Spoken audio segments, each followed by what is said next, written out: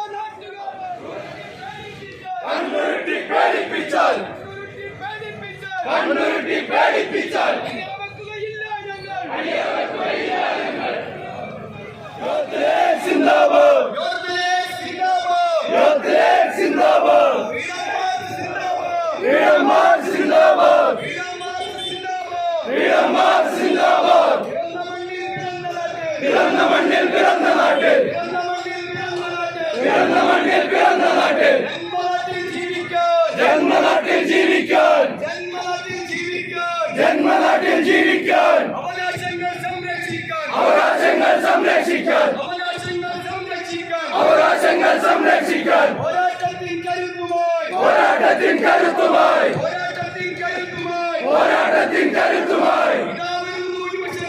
ഇതാ വരുന്നു യുവശക്തി. ഇത് വെറുതെ കേരളം ഭരിക്കുന്ന ഭരണാധികാരി അടിവേരയിട്ട് പറയുന്നു എന്നതുപോലെ അടിവേരിട്ട് പറയുകയല്ല. ഇന്ത്യയുടെ പാർലമെന്റിലും ഇന്ത്യയുടെ നീതിന്യായ വ്യവസ്ഥയിലും ഈ പ്രസ്ഥാനം കൈക്കൊണ്ടിട്ടുള്ള നിലപാടുകൾ സമൂഹത്തിലെ മുഴുവൻ ആളുകൾക്കും അറിയാവുന്നതാണ്. അതുകൊണ്ട് തന്നെ ഇത് വെറുതെ അടിവേരയിട്ട് പറഞ്ഞു പോകുന്ന ഒരു വാക്കല്ല എന്ന് മാത്രം സൂചിപ്പിച്ചുകൊണ്ട് ഞാൻ എന്റെ കർത്തവ്യത്തിലേക്ക് എടുക്കുകയാണ്. മുന്നോട്ട് പോകുക തന്നെ ചെയ്യുമെന്ന് മാത്രം സൂചിപ്പിച്ചുകൊണ്ട് ഈ ഒരു പരിപാടി ഔപചാരികമായ ഉദ്ഘാടനം നിർവഹിക്കുന്നതിന് വേണ്ടി യുവജനമണ്ഡല മുസ്ലിം ലീഗിന്റെ കരുതനായ അധ്യക്ഷൻ അവരെ ക്ഷണിച്ചുകൊണ്ട് ഞാൻ വാക്കുകൾ അവസാനിപ്പിക്കുന്നു. ജയ് ഹിന്ദ്. മുസ്ലിം യൂത്ത് ലീഗിന്റെ നേതൃത്വത്തിൽ ഇതുപോലുള്ള ഫ്രീഡം മാർച്ചുകൾ നടന്നുകൊണ്ടിരിക്കുകയാണ്. അതിശക്തമായിട്ടുള്ള പ്രതിഷേധത്തിന്റെ കൊടുങ്കാറ്റ് ഉയർത്തിക്കൊണ്ടാണ് മുസ്ലിം യൂത്ത് ലീഗ് ഈ മാർച്ച് സംഘടിപ്പിച്ചുകൊണ്ടിരിക്കുന്നത്. നമുക്കൊക്കെ അറിയാവുന്നതുപോലെ നമ്മുടെ രാജ്യത്ത് 2019 നരേന്ദ്രമോദിയുടെ നേതൃത്വത്തിൽ കൊണ്ടുവന്നിട്ടുള്ള പൗരത്വ നിയമ ഭേദഗതി നിയമം അത് സുപ്രീം കോടതിയിൽ ചോദ്യം ചെയ്യുകയും സുപ്രീം കോടതിയിൽ സർക്കാർ ഞങ്ങളത് നടപ്പാക്കുന്നില്ലെന്നും നടപ്പാക്കാൻ ഉദ്ദേശിക്കുന്നില്ലെന്നും ഉറപ്പ് കൊടുത്തിട്ടുള്ളതാണ്. ആ ഉറപ്പ് ലംഘിച്ചുകൊണ്ട് ഇന്നലെ നമ്മുടെ സർക്കാർ ഈ നിയമം നടപ്പാക്കാൻ ആവശ്യമായിട്ടുള്ള എല്ലാ നിയമങ്ങളും നടപ്പാക്കിക്കൊണ്ടിരിക്കുകയാണ്. എത്രയും പെട്ടെന്ന് അപേക്ഷകൾ സമർപ്പിക്കാൻ ആവശ്യമായിട്ടുള്ള ആധുനിക രീതിയിലുള്ള എല്ലാ സംവിധാനങ്ങളും ഒരുക്കി ഈ നിയമം നടപ്പിലാക്കാൻ വേണ്ടിയുള്ള തീവ്ര ശ്രമം നടത്തിക്കൊണ്ടിരിക്കുകയാണ് മോഡിയുടെ നേതൃത്വത്തിലുള്ള സർക്കാർ. എന്താണ് ഇതുകൊണ്ടുള്ള ഉദ്ദേശിക്കുന്നത്?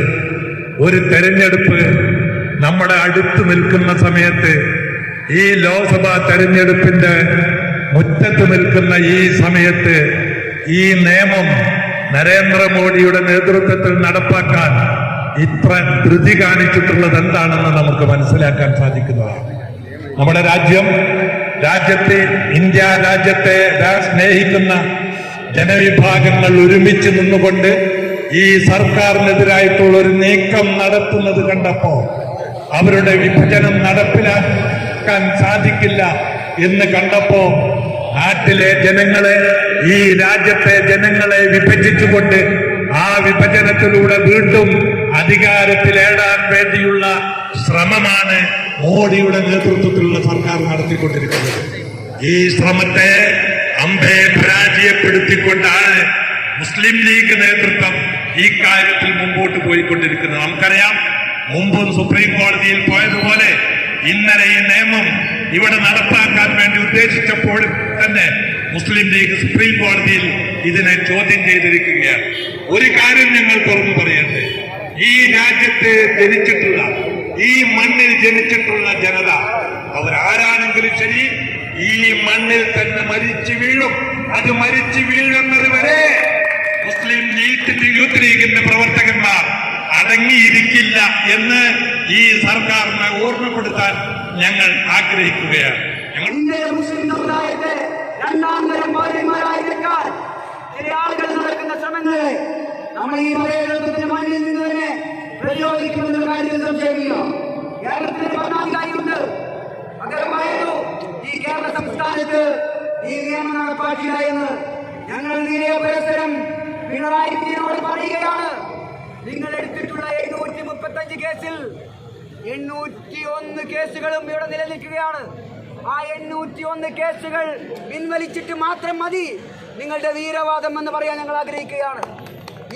നിങ്ങൾ ആലോചിച്ച് നോക്കൂ, എവിടെയാണ് ഫാസിസത്തെ കുറിച്ച് പറയാതിരിക്കുന്നത്? കഴിക്കുന്ന ഭക്ഷണത്തില്, ഉടുക്കുന്ന വസ്ത്രത്തില്, നമ്മൾ കയറി ചെല്ലുന്ന ഓരോ സ്ഥലങ്ങളിലും, നമ്മുടെ മന്ദിരങ്ങളിൽ ഉൾപ്പെടെ വർഗീയത ആളിക്കത്തിച്ചുകൊണ്ടാണ് ഈ കേന്ദ്ര സർക്കാർ ഇപ്പോൾ അവരുടെ ഭരണവുമായി മുന്നോട്ട് പോകുന്നത്.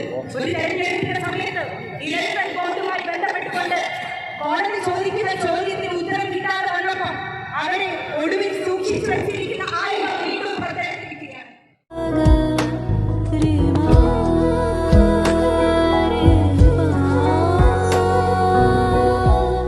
ഖഡോഡി ഗോൾഡൻ ഡയമണ്ട്സ്, മാവൂർ, പൂവാട്ടുപറമ്പ്.